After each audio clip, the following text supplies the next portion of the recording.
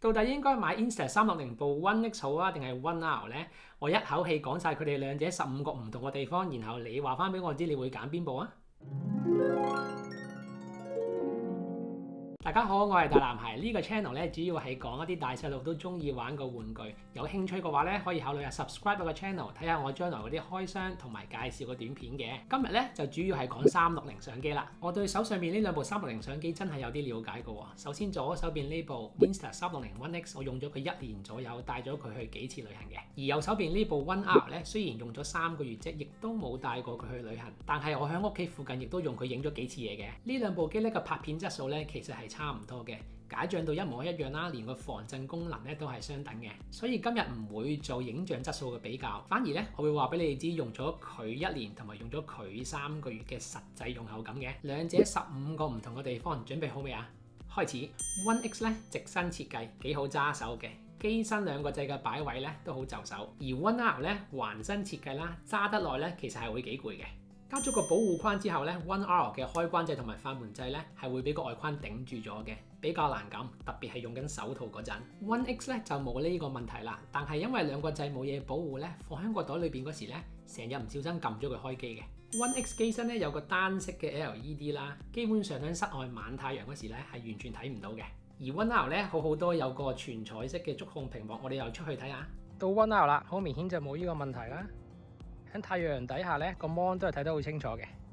就係因為 One R 有個觸控屏幕咧，你可以喺機身校晒所有設定，唔需要用手機連線去校。而 One X 咧雖然都可以喺機身校啲設定，但係因為得兩個掣咧，校起上嚟嗰時就比較麻煩嘅。One R 嘅內置收音咪明顯比 One X 嘅內置收音咪質素好啲。而家香港面前有兩部360相機嘅，呢一邊咧就係新啲嘅 Insta360 One R 啦。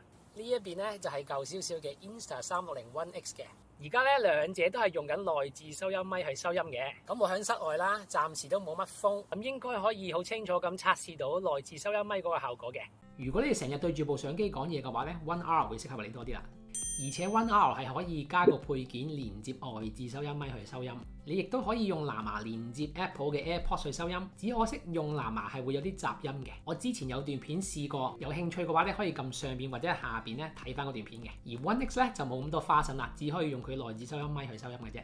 One X 本身咧就唔防水嘅，要落水咧就要買個防水殼。而 One R 咧本身就有5米防水。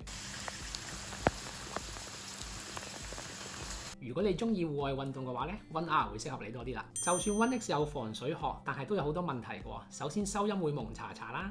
咁其實 One X 咧，如果你加咗個防水殼之後咧，都係可以落雨天出嚟用嘅。但係咧個防水殼咧就會阻隔咗收音嗰個效果啦。你而家聽我講嘢咧，應該係好唔清嘅。而另外，就算加咗佢個吸霧片咧，用得耐咧都好容易有霧氣嘅。One R 咧就完全冇呢啲問題啦。One R 嘅機身本身就防水啦，好似今日落雨天咧，我依然都可以出嚟拍片嘅。頭先講過呢兩部機嘅拍片質素係差唔多嘅，但係如果用佢哋嚟影相嘅話咧，質素係有啲分別嘅喎，特別係夜景。如果想睇佢哋兩個影相嘅比較嘅話咧，考慮去 subscribe 我嘅 channel， 留意下我將來短片啦。One X 咧機底有個腳架窿啦，可以直接駁自拍棍，駁完之後咧角度冇得再調校噶啦。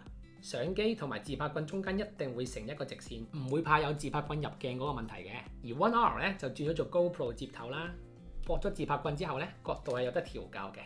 一個唔小心整歪咗嘅話咧，自拍棍就會入晒鏡噶啦。部 One X 咧重心太高啦，綁上手腕咧會比較阻埞，同埋容易搖來搖去。One R 咧重心低，綁手腕正常好多。如果你成日綁手腕去拍運動嘅話咧 ，One R 會適合你多啲。One R 嘅鏡頭保護蓋咧保護性好強嘅，而 One X 咧得個軟袋，保護性咧就麻麻地。Start recording。One R 咧有 voice control 玩，有時都幾方便嘅，亦都可以彌補到我講到個掣難撳嗰個問題。One X 咧就冇語音控制，你淨係可以撳掣錄啦。One R 咧係模組化設計，安裝唔同嘅組件咧，佢係有唔同功能嘅，非常方便。我之前有條開箱片咧，講佢個雙鏡頭套裝可以撳上邊或者下邊去睇翻。而 One X 咧就係簡單一部360相機咯。可能因為要做到模組化嘅設計嘅關係咧 ，One R 咧係比起 One X 咧重唔少嘅。而且用得360相機就一定會用自拍棍噶啦。用 One R 咧，亦一定要連埋個外框咧，先可以連接到自拍棍嘅。連埋外框之後咧，佢就重166g，而 One X 咧就115g， 咁即係代表咧 One R 咧係比 One X 重44% 咁多嘅。唔好睇少呢個重量喎。如果你去旅行拍1日片嘅話咧，用 One R 咧就一定係會攰啲嘅。嚟到最尾一個分別啦，就係手機 app 啦。相比之下咧 ，One R 嗰個軟件咧實在係好用好多嘅。除咗可以用佢由頭到尾剪好一條片之外咧，你仲可以用佢嗰啲 template 咧去自動生成好多360特效嘅。如果你想聽我講 One R 個軟件嘅話咧，喺下邊留低你嘅 comment 話我知啊。